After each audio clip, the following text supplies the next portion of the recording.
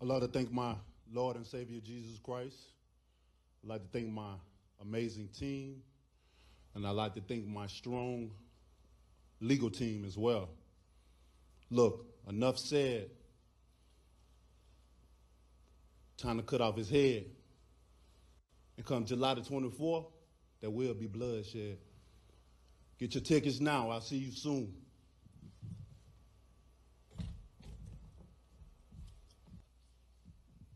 Good afternoon, everybody. Morning. I don't know what time it is. Afternoon. Firstly, I'd like to say congratulations to Deontay Wilder for finding his Lord and Saviour Jesus Christ. Before the last fight, he was comparing gods, and we know my God won, so congratulations. And after all this bloodshed stuff, not so certain. Heard it all before, to be fair. Said all this last time. Decapitation and bloodshed and all that. And we all know what went down there, so, you know, I'm sure there's a lot of people got a lot of questions and they want to know certain facts, including myself. So I'll leave the questions open to the floor. Keep it short and simple from me. Thank you very much. We always had a chemistry as brotherhood, but for this fight, one thing I can say is before Deontay and I even talked about me moving forward as far as his head trainer, I wanted to make sure that we had the same chemistry as far as fighter and trainer. I wanted that to be better than brotherhood, you know what I mean? And from ever since I've started working with him as far as training him and taking that position, our chemistry as fighter and trainer by far passes our chemistry as our brotherhood. So, you know, I'm impressed with him and how he's adapted and how receptive he is and everything. So, yeah. Deontay, last time we were up here, it was Tyson who had a new trainer sitting next to him, and you spoke about him making changes to his team, changing trainers and all that. You decided to make a change. Why was Malik the right person for the job to get it done this third time? Deontay? You said, why was I the right one to get it done for the job? Yes. I believe with a fighter like Deontay, right, he's naturally raw power. I believe someone like myself that is extremely technically sound from my own background of boxing, it just matched well.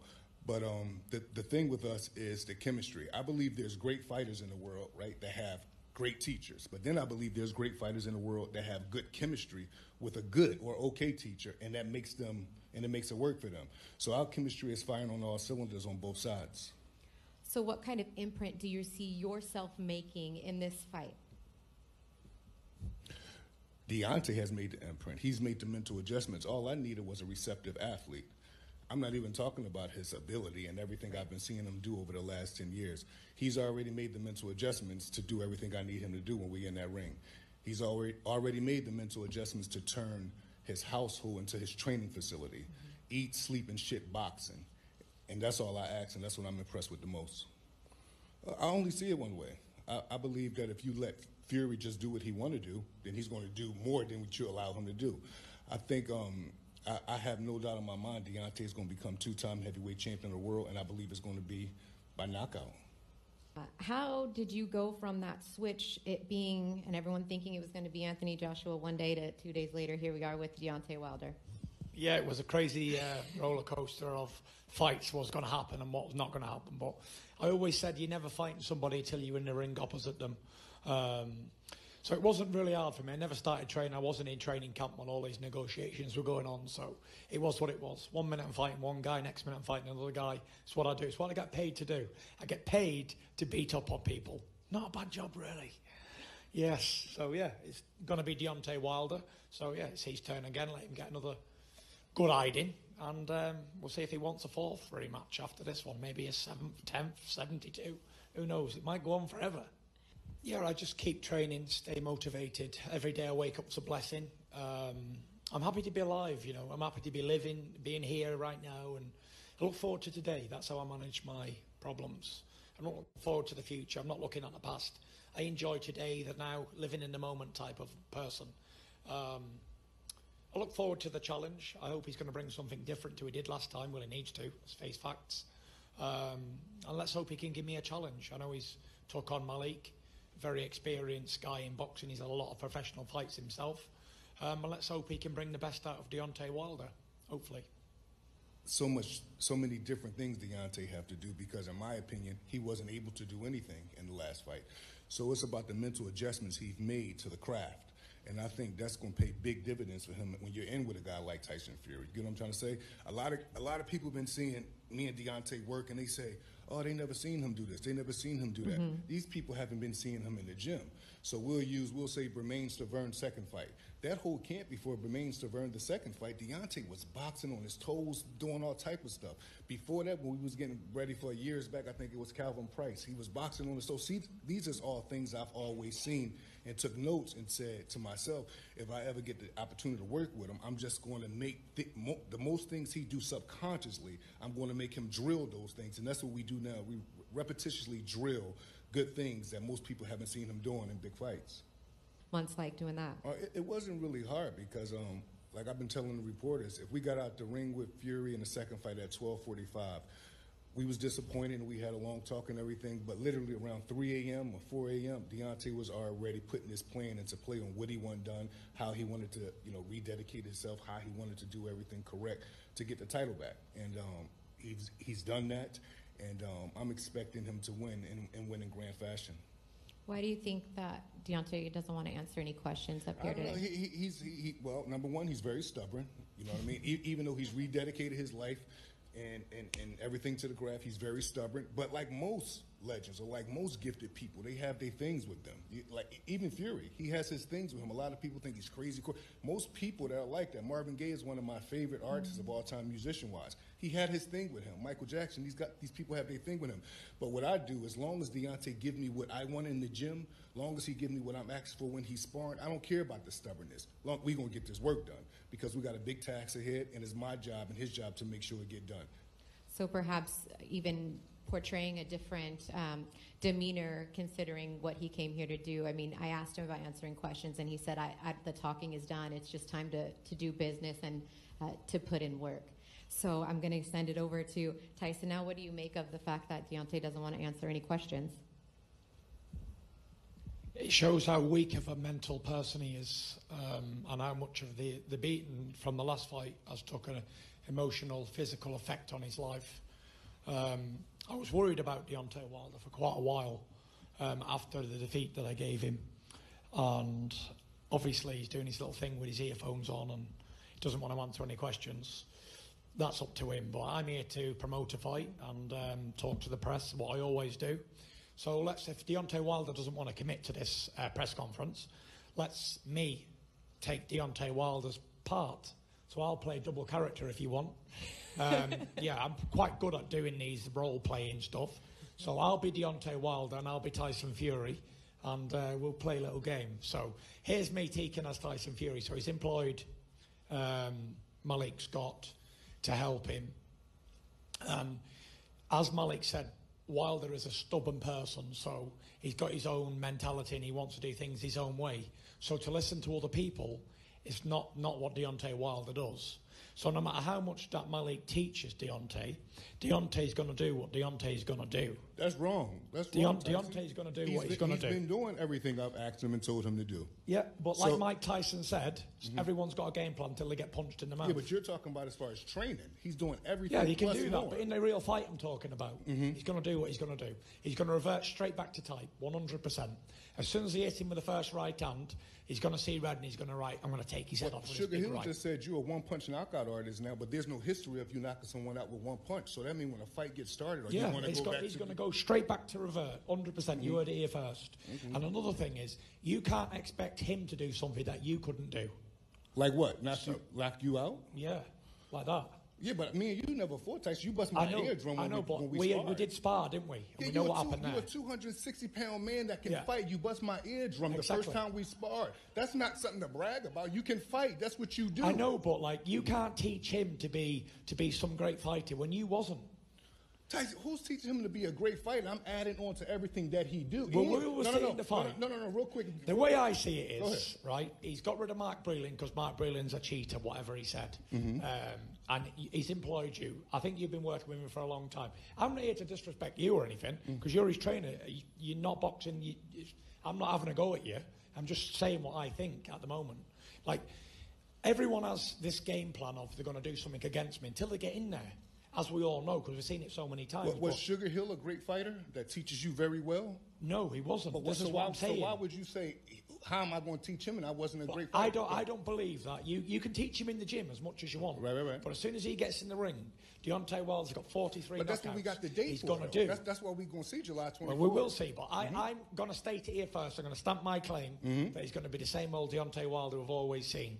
You both say that. And that's that. So, yeah, just because you both got your eardrums burst in sparring and fights, it is what it is. But I can't see him doing anything different. Maybe I'm wrong, but who knows? It doesn't matter. But see, listen to what I'm saying real quick.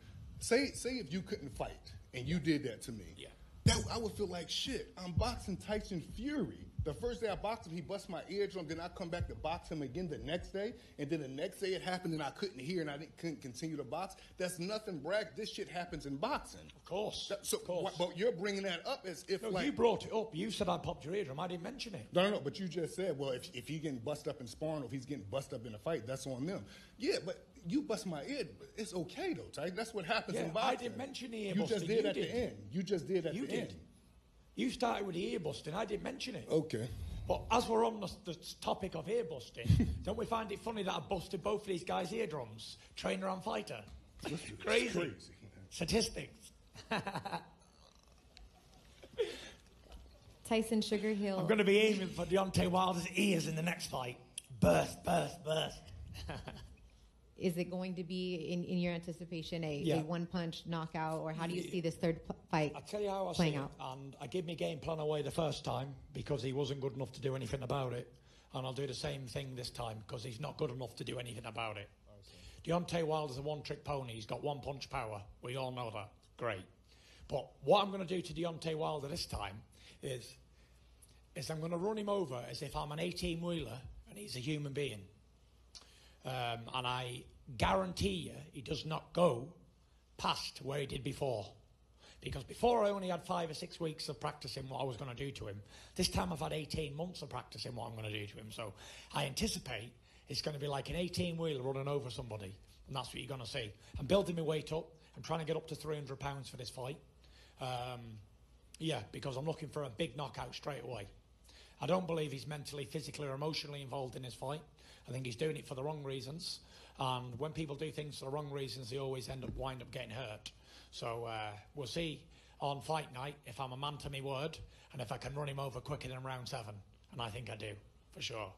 If I could just ask you one more time to respond to how Tyson Fury believes that this fight is going to go down based on what you guys have worked on. I'd imagine you say no way. You asked me what do I think of Tyson's prediction? Yes. I think it's just cliche. A fighter is supposed to think he's going to, especially he had a good night the last time. He had his best night on Deontay Wilder's worst night. The stars just lined up for him. That's not going to be the same in the trilogy. Do you want to ask Deontay Wilder a question? I did try, but Deontay's going I'll to answer it for him. It's fine. That's okay. That's okay, you guys. Anything else, Malik, that you would like to say? No? Deontay, you're good? He's good? Anybody else? Any final comments here, since this is the one and only press conference that we're going to have here, and then we get ready to take some photos here, and then you'll have to answer from the media. Anything else? Bob, anything else you'd like to say, Bob? Go, yeah. Just, it's going to be a great fight, and you can see Deontay Wilder is saving his energy by not saying anything. Good, maybe that'll help him in the fight. I doubt it. We'll see what we'll see on July 24th. Any final? I'll give you the final word. Thank you, everybody, for turning out for this one-sided press conference. Hopefully the media have some good questions and we can get some answers and stuff. All culminating in the main event with these two guys right here, Tyson Fury and Deontay Wilder 3. Thank you for joining us. Deontay?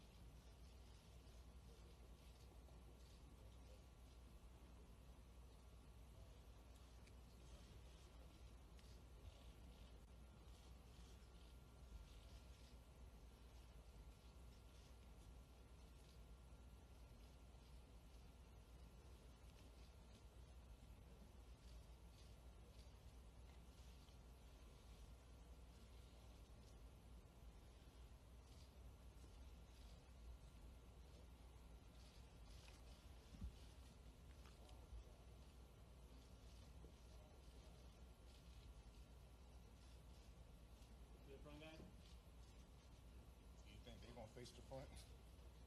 They not gonna face no front. They is not facing no front.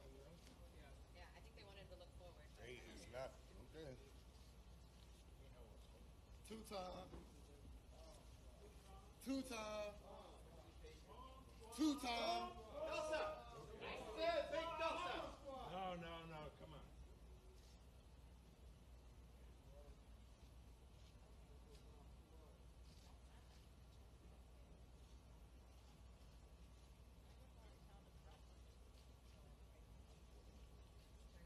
Try to see if you can turn towards the camera.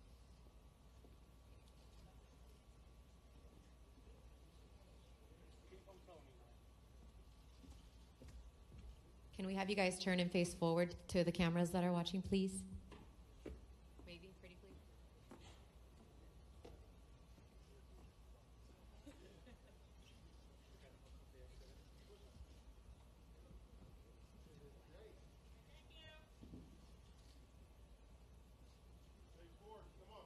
Ellie? Ellie?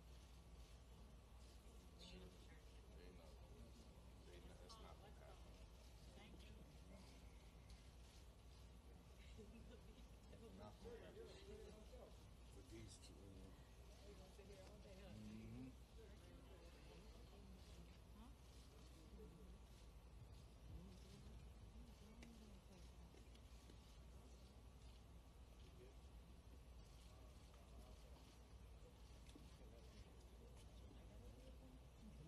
Thanks, guys.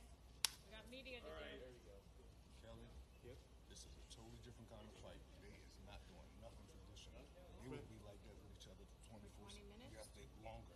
Yeah. All right, buddy. You tell me when they're ready to break it up, okay?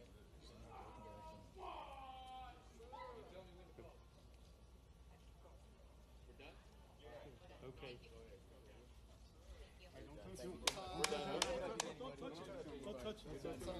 Nobody put their hand on him.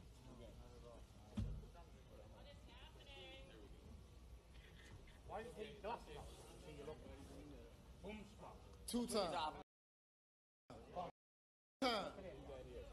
Two. Two-time. Two-time.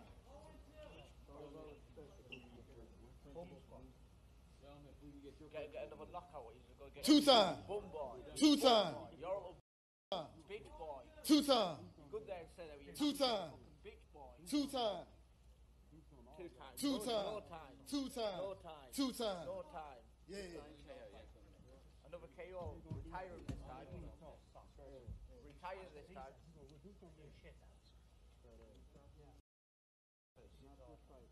Two-time. Two-time. Two-time. Two-time. What's that little Two draw time. about? 'Cause I'm Two-time. Two-time. Two-time. Two-time. Two-time. Two-time. Oh, Pat. Two-time. Me and you, no bother. No. Two-time. We need boxing. We're not professional boxing. Two-time. Anytime. Yeah. Yeah.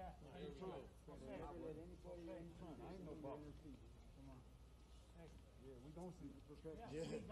We gonna see. Two-time. No jokes here. All you big ass. Two-time. Last time you played your big act, you got knocked down, didn't you? This time get up. You should. Shut your mouth. Two-time. Two-time. Two-time. Like you walk away. Two-time. One of the good guys to run. Sit over there. You sausage. Look at him. I'm kicking in the face.